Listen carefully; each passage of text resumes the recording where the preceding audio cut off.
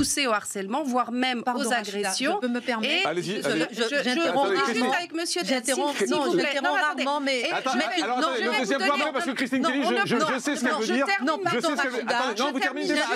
J'interromps rarement, mais cette histoire de mettre une cible dans le dos des autres, je refuse. C'est juridique. Je termine, je refuse d'entendre ça.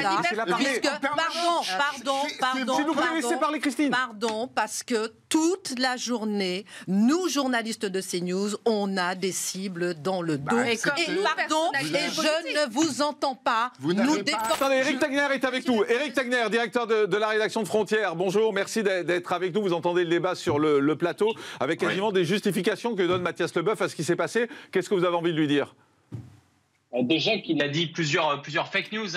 Il parle par exemple du fait que dans notre dossier, il y aurait des données personnelles sur ses collaborateurs. C'est absolument faux. Et les photos, c'est pas une donnée personnelle. En respectant des photos qui sont publiques. Vous pensez vraiment qu'on est à un moment aller dans leur domicile, aller prendre des photos, qu'on a participé à votre soirée? À votre avis, comment on a trouvé ces photos? Ces photos, elles étaient diffusées par eux sur leurs réseaux sociaux publics. Donc on a fait une enquête qui a respecté tous les codes de déontologie. Et effectivement, s'ils les contestent, ils n'ont qu'à annoncer une plainte en diffamation. Et pour l'instant, il n'y a aucune espèce de plainte en diffamation contre une enquête sur laquelle travaille Jules Laurent depuis près de 4 mois. Et le deuxième point, quand même, c'est intéressant quand vous dites que c'est de la provocation de notre part de se rendre, d'aller couvrir une manifestation contre Frontières. J'ai une question à vous poser. Si la droite demain organise une manifestation contre la gauche, ça veut donc dire que Libération, Le Monde, l'Humanité n'auront pas le droit d'aller la couvrir? Mais absolument pas. Je vous reconnais. De surprenant. Je vous reconnais. L'Assemblée nationale, c'est Vous effectivement la n'avez maison pas du écouté peuple. ce que j'ai dit. C'est normal de pouvoir la couvrir.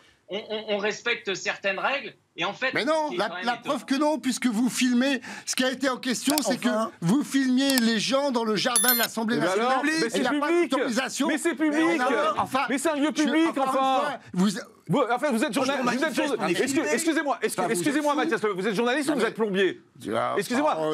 Mais non, mais si vous êtes journaliste, vous connaissez les règles du journalisme. Quand vous êtes dans un endroit public, vous avez le droit d'être filmé. Et surtout quand vous êtes dans une manif.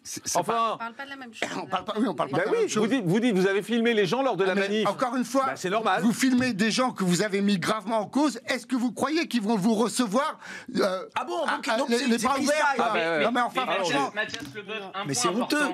Nous, on n'est pas en train de critiquer le fait que potentiellement ils nous insultent ou qu'ils soient pas d'accord avec nous ou même qu'ils disent Frontières dégage. C'est leur liberté.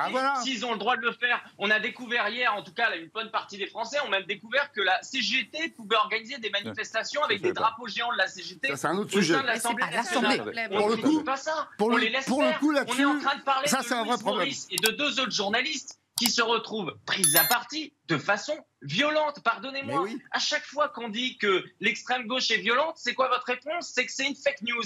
Et là, il y a des dizaines de vidéos. Et vous savez, une grande partie de ces vidéos, elles viennent de qui? Elles viennent de ces militants cégétistes qui sont fiers, qui ont signé ce qu'ils ont fait, qui les ont tweetés, parce qu'une grande partie de ces vidéos, on voit très bien, ça vient d'eux aujourd'hui. Mais ils le revendiquent parce que la violence, elle est totalement banalisée. Moi, ce qui me choque quand même, et je termine là-dessus, ce qui me choque, c'est que si des députés de la France Insoumise, des députés PS et PC, devant toutes les caméras, sont capables de faire cela à une jeune journaliste de 24 ans, qu'est-ce qui se passe quand ce sont des militants, quand ce sont des antifas et qu'il n'y a pas de vidéo? Oui, il y a une ultra-violence aujourd'hui. Demandez à Florent, attendez, à Jordan Florentin qui cherche en permanence le coup dur et qui fait de la provocation en permanence en cherchant justement à se faire agresser, parce que c'est ça que vous cherchez. Mais enfin, quelle honte! Vous faites de la com en permanence en vous victimisant. Moi, je vous reconnais absolument le droit de travailler et d'aller en celui qui est frappé le coupable. On a bien compris, celui qui est frappé le coupable. Éric Tegner, vous répondez et après je donne la parole à Rachida. Éric Tegner, puisque selon Mathias Leboeuf, c'est celui qui est frappé qui est coupable. Non, la preuve en est, c'est qu'il... Allez-y, Éric. Allez-y, laissez parler Éric. Laissez-le parler parce qu'il est en danger. Quelqu'un a été frappé, quelqu'un a été... Non, parce qu'il est protégé à chaque fois, il a une sécurité, Jordan Florentin. Éric Tegner, allez-y. Vous pensez, Mathias Leboeuf, que ça m'a amusé hier de voir ces images, de voir mon équipe revenir en voiture? On a dû faire une réunion pendant 1 heure où chacun allait s'exprimer, chacun allait expliquer son ressenti, chacun exprimait ça. Ça fait depuis le 22 mars que je suis obligé de payer un service de sécurité 7 personnes pour les manifestations. On est un petit média. Vous croyez que ça m'amuse, en fait? Je trouve ça fou, cette logique. Vous pensez quand Jordan Florentin, il se retrouve craché dessus, il se retrouve expulsé, Vous pensez qu'on est dingue à ce point-là? Je cautionne pas ça. Je suis pas en train de dire que je cautionne ça. C'est de critiquer la gauche, mais vous savez pourquoi? Parce que ça fait des années qu'ils ne sont pas habitués à ça. Parce que c'est l'impunité totale à chaque fois sur la gauche, parce que les médias et les services publics ne font pas leur travail. Et heureusement qu'il y a des médias comme CNews. Et je tiens à saluer également Christine, Jean-Marc, Pascal, Gauthier, qui effectivement sont les seuls journalistes, sont les seuls médias qui relèvent tout simplement quoi? Une vidéo. Des médias d'extrême droite, il y en a eu avant vous. Il y a eu comment dire, Minute. Parce que Frontière, c'est un média d'extrême droite, c'est ce que vous dites. Frontière n'est pas un média d'extrême droite. C'est pour préciser votre pensée. Frontière est évidemment vous êtes un média d'extrême droite, Éric Tagner? Un média identitaire. Si vous n'êtes pas d'extrême droite, alors... si Mathias Leboeuf peut le dire, vous le réinviterez demain quand même. Voilà, et je ne vais pas envoyer des gars pour le tabasser à la sortie de votre bureau. C'est ça la différence. Non, est-ce que vous êtes un média d'extrême droite sur le fond? Éric Tagner, est-ce que vous vous considérez comme un média d'extrême droite? Identitaire. Absolument pas. Donc on a un média de droite qui défendons les valeurs de souveraineté. C'est bien que vous faites de la désinformation alors. Bon, merci Mathias. Reste avec nous, Éric. Rachida Kaout, qu'est-ce que vous avez envie de dire à Éric Tagner? Je vais d'abord faire une petite remarque à Monsieur Tagner, à qui je tiens à rappeler que en disant qu'en fait le parti LFI, que je ne porte pas dans mon cœur, est un parti de l'étranger, et puis là vous êtes en train de nous dire clairement et tout que vous n'êtes pas un média identitaire. Moi je vous dis, vous êtes un média identitaire. Après maintenant, je vais vous dire... Aujourd'hui, on revient sur un fait marquant. Des journalistes de Frontière ont été agressés à l'Assemblée nationale par des députés de gauche et des membres de la CGT après la publication d'un article polémique. Et contre toute attente, c'est eux, les victimes, qui risquent de perdre leur accréditation. Une situation qui soulève beaucoup de questions. La liberté de la presse est-elle vraiment respectée? Pourquoi ce silence des syndicats et des grands médias? Et jusqu'où ira cette polarisation politique? Dites-moi ce que vous en pensez dans les commentaires. Et surtout, abonnez-vous à la chaîne pour ne rien rater des prochaines vidéos sur l'actu politique. Allez, suivez la suite pour tout comprendre. Ça veut dire qu'en fait, il y a un certain respect. Ça veut dire quoi? Ça veut dire qu'aujourd'hui, il y a deux enjeux. Vous touchez, sur le volet juridique, à l'intégrité de la personne en les exposant, les mettant en danger et en mettant effectivement une cible qui peut porter préjudice, voire même pousser au harcèlement, voire même aux agressions. Je peux me permettre. Allez-y. J'interromps juste avec Monsieur. J'interromps rarement, mais... Alors, le deuxième point, parce que Christine Kelly, je sais ce qu'elle veut dire. Non, pardon, non, vous terminez. J'interromps rarement, mais cette histoire de mettre une cible dans le dos des autres, je refuse. C'est juridique. Je termine, je refuse d'entendre ça. Pardon. Si vous pouvez laisser parler Christine. Pardon, parce que toute la journée, nous, journalistes de CNews, on a des cibles dans le dos. Et je ne vous entends pas nous défendre. Je ne vous entends pas dénoncer ces cibles sur le dos. Toute la journée, dans tous les médias, on est cité, on est harcelé, on est acculé, on est critiqué, on est montré du doigt, on nous ment, on nous crache dessus toute la journée, on a des menaces de mort. Où êtes-vous pour nous défendre? Où êtes-vous pour dénoncer, pour dire la vérité? Où êtes-vous pour venir en soutien aux journalistes qui ne font que leur travail? Où êtes-vous lorsque tous les médias se mettent contre... Lorsque tous les médias de gauche se mettent contre un média? Où êtes-vous? Je suis désolée, je refuse d'entendre que eux, Frontière, ils mettent une cible sur le dos. Parce que la cible sur le dos, on l'a toute la journée, et par tous les médias, et je n'entends personne nous défendre. Et nous, les politiques, Madame Kelly, nous avons aussi une cible sur le dos. Moi, je parle de journalistes. Je parle de journalistes qui font leur métier. Je parle de journalistes qui font leur métier. Il y a 2 ans et demi, d'accord, au conseil municipal d'Ivry-sur-Seine, j'avais une cible sur le dos. J'étais harcelée, j'étais poursuivie par justement ces activistes pro-Polisario. Je vais vous dire, mes enfants ont été interpellés dans la rue parce que j'ai pris des moi positions. aussi, ma fille aussi. Non, pas du tout. Moi aussi. Je tiens à dire. Moi aussi, j'ai eu des gardes du corps. J'ai des gardes du corps. Tu peux pas aller en public sans que tu ne sois pas protégé. C'est pour vous dire que je comprends la situation. Oui, mais il ne faut pas dire qu'il y a qu'un côté qui met les cibles sur le dos. On en a tout le temps et on dit rien. On subit, on dit rien. Je suis désolée. On en a marre, nous aussi, d'avoir des cibles sur le dos. On en a marre. Il faut rappeler que la liberté d'expression concernant des journalistes qui aujourd'hui diffusent l'information et sont écoutés par peu importe en fait quels sont les partis politiques ou encore les mouvances politiques, eh bien ils ont une responsabilité. Et aujourd'hui, je tiens encore une fois à rappeler qu'il y a 2 enjeux.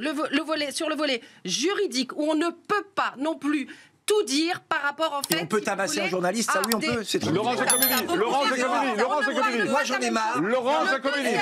Le deuxième enjeu est au niveau. C'est bon, Laurent Giacobelli, c'est bon. Laurent Giacobelli. Il y a un moment, le totem d'immunité de la gauche, ça suffit. L'enquête que vient de faire Frontières, il y a eu exactement la même enquête sur les assistants parlementaires du Rassemblement National, fait par Street Press et par Mediapart. Est-ce que vous pouvez me citer le nom d'un journaliste de Street Press qui a été tabassé à l'Assemblée nationale? Aucun. Bien sûr, nous ne sommes pas contents. Bien sûr, quand jamais il y a diffamation, nous attaquons. Pour autant, il n'y a jamais de violence physique. Couvrir une manifestation de gauche, maintenant, c'est réservé aux journalistes de gauche. Moi, je vais vous dire les menaces. Il y a un de vos collègues, Yohann Usaï, qui travaille à CNews. Voilà ce que lui écrit Émeric Caron, député de La République. Publiquement. Les fachos de CNews sont des petits fragiles. Ils insultent à longueur de journée, etc. Ils viennent pleurnicher de la robe de Goldanel. Faites attention, on a un gros dossier sur vous. Ce sont des menaces maintenant. Sur le dos la de gauche maintenant menace tranquillement parce qu'il y a des journalistes et sans parler des insultes qu'il avait tweetées avant contre Yohann. C'est normal. Ce sont des gens qui pourraient être de droite. Alors allez-y, attaquez-les. Je voulais ajouter une chose, Christine. Je trouve incroyable que vous puissiez dire ce que vous venez de dire. Parce que quand il y a eu ces affiches dégueulasses, notamment les affiches qui pointaient Jean-Marc, moi, personnellement, j'ai pris position en disant que c'était dégueulasse et que effectivement c'était une cible. C'est pas vous qu'elle parlait. C'est pas vous spécialement, elle parlait de la gauche. Vous ne représentez pas la gauche à vous seul. Non, je ne suis pas la gauche à moi tout seul. Mais bien évidemment qu'il y a des gens de gauche qui ne supportent pas. C'est vrai, ça vous l'avez fait. Ça vous l'avez fait, je reconnais. Éric Tegner, comment vous réagissez à ce que vous entendez sur ce plateau? En fait, ça ne me surprend pas. Ça ne me surprend pas parce que la gauche, vous savez, ça fait des années de toute façon qu'elle est hégémonique. Donc, pendant des années, il y a des millions de gens, des millions de Français à qui on disait, en fait, on veut bien vos impôts, hein, mais faites attention, faut pas mal voter, faut pas avoir les mauvais propos, etc. Et il y a quand même quelques médias qui ont émergé ces dernières années, dont CNews. Donc, ça les dérange un petit peu. Voilà. Donc ça ne me surprend pas. C'est un peu le réflexe aujourd'hui de ces gens qui essayent de se mobiliser. Moi, ce que je veux quand même vous rappeler, c'est qu'il n'y a aucune cible dans le dos qui est mise de ces collaborateurs. C'est une enquête qui est faite. Encore une fois, s'ils la contestent, ils peuvent le faire. Aujourd'hui, ça n'est pas le cas. C'est notre travail. Sinon, on arrête tout simplement de faire du journalisme. Nous, on fait de l'investigation. Moi, ce que je trouve quand même intéressant, c'est quoi? C'est que là, on est en train de parler d'une enquête. C'est pas de l'opinion. On a fait un boulot. Moi, je choisis en tant que directeur de la rédaction de mobiliser des journalistes pendant plusieurs mois. Ça représente des moyens. On tombe pas dans une facilité. Pourquoi? Parce qu'en fait, on a besoin dans le débat public d'argumentaires, de preuves surtout. Donc nous, on va chercher des preuves pour étayer les propos. Juste un mot rapide encore, Éric. Moi, je suis assez surpris du silence des journalistes. J'ai vu aucun syndicat de journalistes publier un communiqué hier en disant mais c'est honteux ce qui s'est passé, mais où est la liberté de la presse, où est la liberté des journalistes. Enfin, j'imagine que si c'était un journaliste de Libé, ça aurait été tout aussi insupportable et tout aussi scandaleux, et je le dis clairement. Simplement, il y aurait eu 25 communiqués de journalistes qui auraient menacé de faire grève, de boycotter et de venir poser leur caméra ou leur téléphone à l'entrée de l'Assemblée. Là, personne ne bouge. Oui, bon, ça m'écoeure, Jean-Marc, parce qu'on aurait fait effectivement, si ça avait eu lieu, si des gens de gauche s'étaient fait agresser par des députés RN, ça aurait fait tous les JT de 20h hier soir. Tous les JT de 20h. Et c'est encore pire. Vous savez ce qui est en train de se passer? Il y a quand même la gauche qui commence à en parler. Mais pour faire quoi? Pour effectivement aller dans le sens de Mathias Leboeuf en disant qu'en fait, finalement, la jeune Louise Maurice qui a 24 ans, vous faites de la com, vous faites de la com, c'est de la pub, vous faites de la com. Moi, je réagis vis-à-vis de ça. Et bien, moi, j'en ai l'humanité. Il écrit pour faire des portraits de moi, parce que moi, j'en ai aussi à chaque fois des gens qui viennent me diffamer, qui me rentrent dedans. Ben, je fais quoi, monsieur? Je leur réponds. Voilà, je parle à tout le monde, les journalistes de Télérama, les journalistes de Libération, parce que c'est ça ma logique, en fait. On est dans un pays, c'est le pays des Lumières, c'est la diversité aujourd'hui. Et cette diversité, vous n'en voulez pas, vous voulez un pays où les débats sont entre l'extrême gauche et la gauche. La preuve, c'est que je suis ici. C'est un dernier point, Mathias Leboeuf. Quand vous dites qu'on a provoqué, qu'on a mis en danger en filmant ses collaborateurs hier, eh bien, aujourd'hui, même les services de l'Assemblée nationale sont allés dans notre sens. Ils ne sont pas allés voir Louise Maurice en lui disant « vous n'avez pas le droit ». Ils sont allés la voir pour lui dire « on est obligé de vous exfiltrer pour votre sécurité ». Voilà ce qui s'est passé. Elle a sacrément en danger, effectivement, quand on voit les vidéos. Le fait qu'on avait respecté les règles. Merci Éric, merci Éric Tegner, merci beaucoup.